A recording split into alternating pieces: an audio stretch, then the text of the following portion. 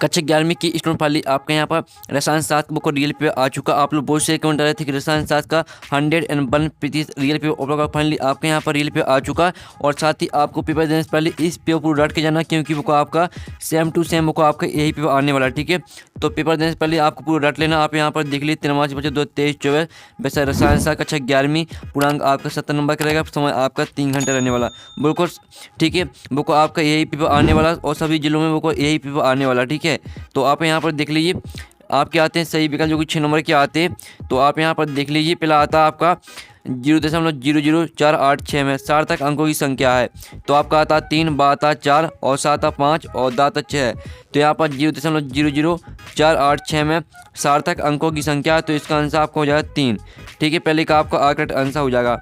अब चलिए आपके यहाँ पर दूसरा आता है पी कक्षकों के प्रकार हैं। ये आपके यहाँ पर दूसरा आता पी कक्षकों के प्रकार हैं, तो इसका आंसर आपका हो जाएगा। ठीक है, इसका भी आपका यहाँ पर आ करेक्ट आंसर रहेगा। ठीक है, दूसरे का भी आपका आ करेक्ट आंसर हो जाएगा। तो आपको यहाँ पर अच्छे से देखना और सुनना, जिसे पूरे ऑब्जेक्ट है वो आपको यहीं पर रट लेने, वो आपका सेम टू सेम यही पे आने वाला। हम आपको फिर से बता रहे हैं। तीसरा आपका आता समस्थानिकों में निम्न में से किसकी संख्या समान होती है। तो आपका आता इलेक्ट्रॉन, बा आता प्रोटॉन और सात आता न्यूट्रॉन और दा आता न्यूक्लियॉन। तो समस्थानिकों में निम्न में से किसी संख्या समान होती है, तो इसका आंसर आपका हो जाएगा प्रोटॉन।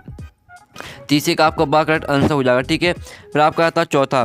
तो चौथा आप यहाँ पर देख लीजिए आधुनिक आवर्त सारणी में कितने आवर्त हैं। तो आपका आता 4, बा आता 7 और सात आता 6 और दा आता 5। तो आधुनिक आवर्त सारणी में कितने आवर्त हैं, तो चौथे का आंसर आपका हो जाएगा 7। ठीक है, यानी चौथे का आपका बा करेक्ट आंसर रहेगा 7। अब चलिए आपको पाँचवा देख लेते हैं। तो पाँचवा आपका यहाँ पर आता हैलोजन किस वर्ग के तत्व हैं।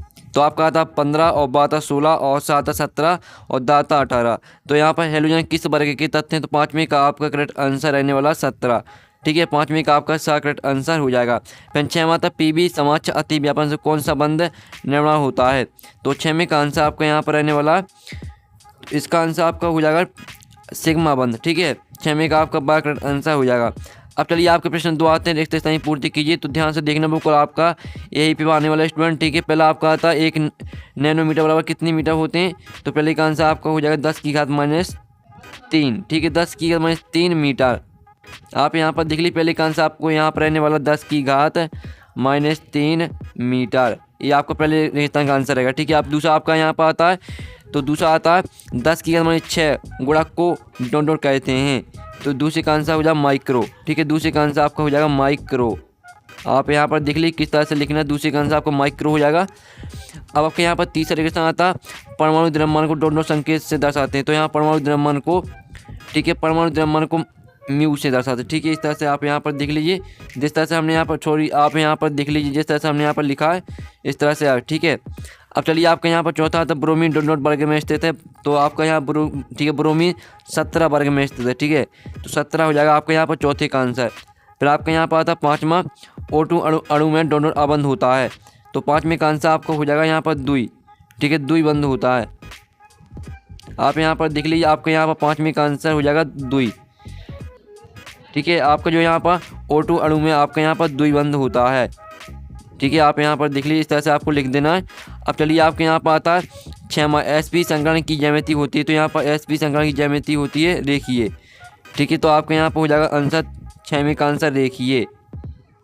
अब चलिए आपके यहाँ पर देख लेते हैं, आपके प्रश्न 2 कंप्लीट हो जाता है। वो आपका यही पे आने वाला, हम आपको फिर से बता रहे हैं। 7 आते हैं 6 नंबर की। तो पहला आता है डाल्टन की परमाणुवाद के अनुसार परमाणु एक अविभाज्य कण है। तो पहला आपके यहाँ पर रहेगा सत्य। और चक्रण क्वांटम संख्या का मान ±1/2 होता है। तो ये भी आपके यहाँ पर सत्य रहेगा। और Li सर्वाधिक विद्युत ऋणी तत्व है। तो तीसरा आपको हो जाएगा असत्य। और फिर चौथा आता कार्बन की संयोजकता 5 है। तो ये भी आपका असत्य रहेगा। और CH4 अणु की ज्यामिति देखिए, तो पाँचवा आपका हो जाएगा असत्य। ठीक है, पाँचवा भी आपका असत्य हो जाएगा। और द्रव्यमान सुरक्षा का नियम JB नेचर ने प्रतिपादित किया। तो ये भी आपका असत्य हो जाएगा। ठीक है, पहला और दूसरा आपका सत्य रहेगा। और तीसरा आपका असत्य रहेगा, चौथा भी असत्य रहेगा, पाँचवा भी असत्य रहेगा, छठवां भी असत्य रहेगा। तो इस तरह से आपके यहाँ पर हो जाते हैं सत्य असत्य कंप्लीट। आप इनका स्क्रीनशॉट भी ले सकते हैं। अब चलिए आपके यहाँ पर देख लेते हैं प्रश्न 4 आता है सही जोड़ी बनाइए। ठीक है, तो जो आपकी पहली आती है यहाँ पर H2O। तो H2O हो जाएगी आपकी अणु। ठीक है, अणु से मैच कर देना आपको। फिर आपकी दूसरी आती है O2। तो O2 को आपको यहाँ पर 2 बंध से मैच कर देना है। और जो तीसरी आती है Na पॉजिटिव। तो Na पॉजिटिव को आयन से मैच करना है। ठीक है, Na पॉजिटिव आपकी हो जाएगी आयन, देख लीजिए। फिर आपकी आती है एच, चौथी आती है एच, तो इसे मैच करना आपको किससे, इसको मैच करना आपको परमाणु से, ठीक है, ये आपका परमाणु हो जाएगा। फिर आपकी आती है N2, तो N2 यानी नाइट्रोजन, तो 5 में मैच करनी है आपको यहाँ पर त्रिबंध से, ठीक है। इस तरह से आपकी हो जाती है सहयोगी कंप्लीट। जल्दी से आप यहाँ पे स्क्रीनशॉट ले लीजिए, बुक आपका यही पे आने वाला पूरा पे आपको रट के जाना है। अब चलिए आपके यहाँ पर नेक्स्ट क्वेश्चन देख लेते हैं। तो एक शतभाग में उत्तर लिखिए, 5 नंबर के आते हैं, पिलाता मूललता की परिभाषा लिखिए। तो इसका आंसर आपके यहाँ पर रहने वाला है, किसी विलयन के 1 किलोग्राम विलायक में उपस्थित विलय की मूल्यों की संख्या मूललता कहलाती है। फिर से सुन लीजिए, किसी विलयन की 1 किलोग्राम विलायक में उपस्थित विलय की मूल्यों की संख्या मूललता कहलाती है। फिर दूसरा था उच्चतम तरंग दैर्ध्य वाले विकिरण का नाम लिखिए, तो इसका आंसर हो जाएगा रेडियो तरंग, ठीक है।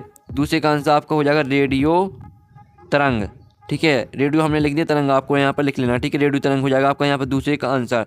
फिर तीसरा था विस्फोट सिद्धांत का पूरा नाम लिखिए, तो तीसरे का आंसर आपका रहेगा संयोजकता कोष इलेक्ट्रॉन युग्म पृथक्करण सिद्धांत, ठीक है। जो आपके यहाँ पर दिया VSEPR सिद्धांत का पूरा नाम लिखिए, तो इसका आंसर आप सुन लीजिए संयोजकता कोष इलेक्ट्रॉन युग्म पृथक्करण सिद्धांत, ये आपका पूरा नाम हो जाएगा।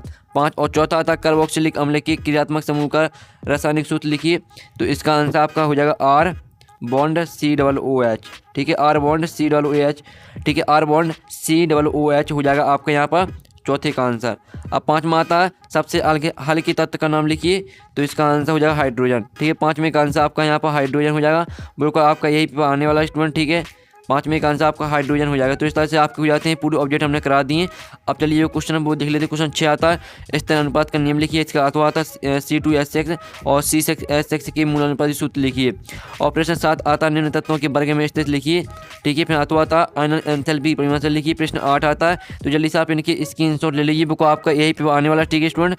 और प्रश्न 9 आता है निम्नलिखित तत्वों के लुईस प्रतीक लिखिए। फिर अथवा आता है S व P की कक्षा की ज्यामिति व संरचना बनाइए।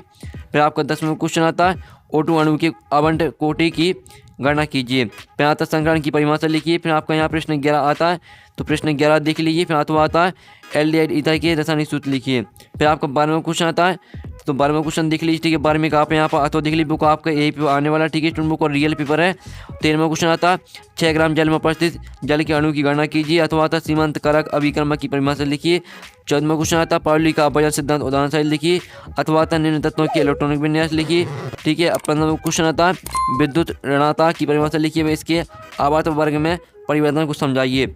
अथवा आपका आता है S व P ब्लॉक के तत्वों के 3 अंतर स्पष्ट कीजिए। फिर आपका 16वां क्वेश्चन आता है सिग्मा व पाई बंध में 3 अंतर लिखिए।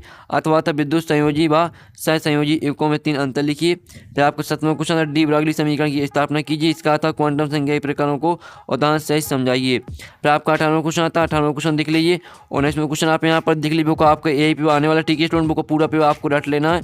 19वां क्वेश्चन आता है निम्न युगों को IUPAC नाम लिखना, आपको IUPAC नाम लिखना 19वें क्वेश्चन में। अथवा आता है पढ़ने के बाद इलेक्ट्रोमैग्नेटिक प्रभाव उदाहरण सही समझाइए। 20वां क्वेश्चन आता है, तो 20वां क्वेश्चन देख लीजिए। 20वें का अथवा आता है नाभिक स्नेही व इलेक्ट्रॉन रागी अभिकर्मक को उदाहरण सहित परिभाषित कीजिए। तो इस तरह से पूरा पेपर आपका कंप्लीट हो जाएगा। कक्षा 11वीं का आपके यहाँ पर रसायन 7 का, ठीक है। वो को आपका यही पेपर आने वाला पूरा सोल्यूशन हमने करा दिया। जो जितना भी सोल्यूशन बचा वो आपका नेक्स्ट वीडियो में आने वाला, 10 मिनट के बाद आपका नेक्स्ट वीडियो आने वाला है, जिसमें हम पूरा सोल्यूशन आपका करा देंगे। तो वीडियो को लाइक के लिए, चैनल को सब्सक्राइब के लिए। तो हम यहाँ पर नेक्स्ट वीडियो में मिलते हैं, टेकिन बाय बाय।